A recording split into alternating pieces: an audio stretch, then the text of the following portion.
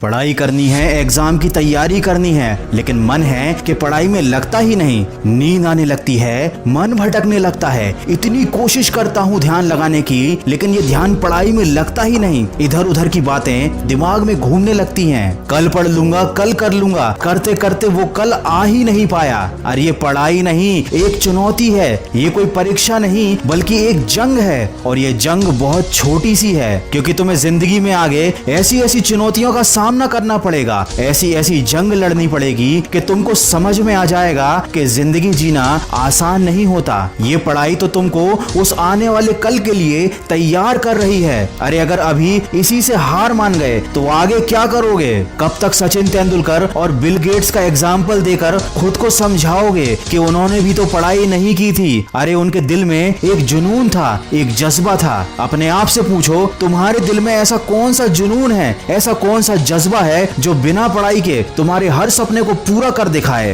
अरे जब तुम्हारी उंगलियों के निशान तक इस दुनिया में किसी और से नहीं मिलते, तो क्यों तुम अपनी तुलना दूसरों से करके हार मान लेते हो? कब तक इन बातों को सोचोगे कि पढ़ाई कुछ नहीं होती, पढ़ाई करने से क्या होता है, पढ़ाई करने से क्या मिल जाता है? अरे अगर पढ़ाई कुछ भी नहीं होती, पढ़ाई की कोई औकात नहीं है, तो ये पढ़ाई तुमसे क्यों नहीं हो रही? तुमको पता है ना, जिंदगी में अगर दूसरों से आगे जाना है, एक बेहतर जिंदगी जीनी है, तो वो काम करने पड़ते हैं जो दूसरों से करते नहीं बनते। सोचो सोचो, पढ़ाई भी वही काम है जो हर किसी से करते नहीं बनता और तुमसे भी करते नहीं बन रहा। लेकिन अगर तुम कर लोगे तो तुम उन सब लोगों से आगे निकल जाओगे जो हार मान चुके हैं। आज अगर तुम अपने मन के ऊपर एक छोटी सी जीत हासिल कर लोगे, तो कल बड़ी बड़ी मुश्किलों का भी हल निकाल पाओगे। सोचो अगर इतनी छोटी सी चीज से ही तुम हार गए तो आगे क्या करोगे? सोचो अगर इस मामूली से काम को करने के लिए तुम खुद को फोकस नहीं कर पा रहे हो तो आगे क्या करोगे? सोचो जब तुम अभी अपने मन को काबू में नहीं कर पा रहे हो तो आगे क्या करोगे? मैं ये नहीं कह रहा कि पढ़ाई से प्यार करो, मैं ये भी नहीं कह रहा कि किताब से प्यार करो, लेकिन कम से कम अपनी जिंदगी से तो प्यार करो। आज लॉकडाउन ने तुम्हारे सामने एक उदाहरण लाकर रख दिया है कि जो लोग आर्थिक रूप से मजबूत थे, उन लोगों के लिए ये लॉकडाउन छुट्टियों की तरह था। उन्हें कोई फर्क नहीं पड़ा, बल्कि उन्होंने तो इस लॉकडाउन में मजे लूटे, क्योंकि शायद उन्होंने काफी पहले मेहनत कर ली थी, पढ़ाई कर ली थी, खुद को इतना काबिल और सक्सेसफुल बना लिया था कि आज की इस बुरी परिस्थिति का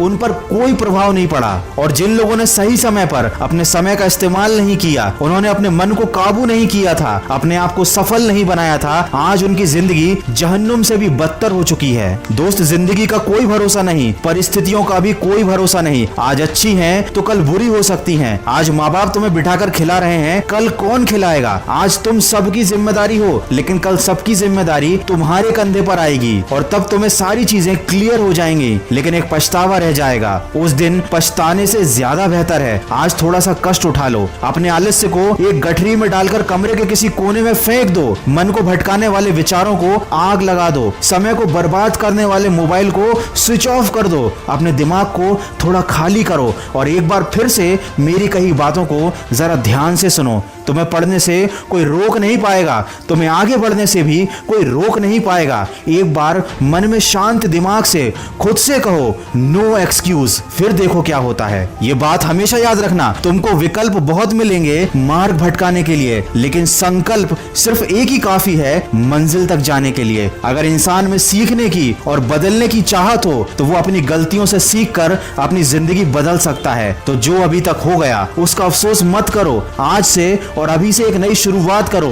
और अगर इस वीडियो में कही गई बातों से तुम सहमत हो तो इसको शेयर जरूर करना। मैं मिलूंगा आपसे अगले वीडियो में जो आपके जीवन में सकारात्मक ऊर्जा को भर दे और आपको दिखाए एक सही दिशा।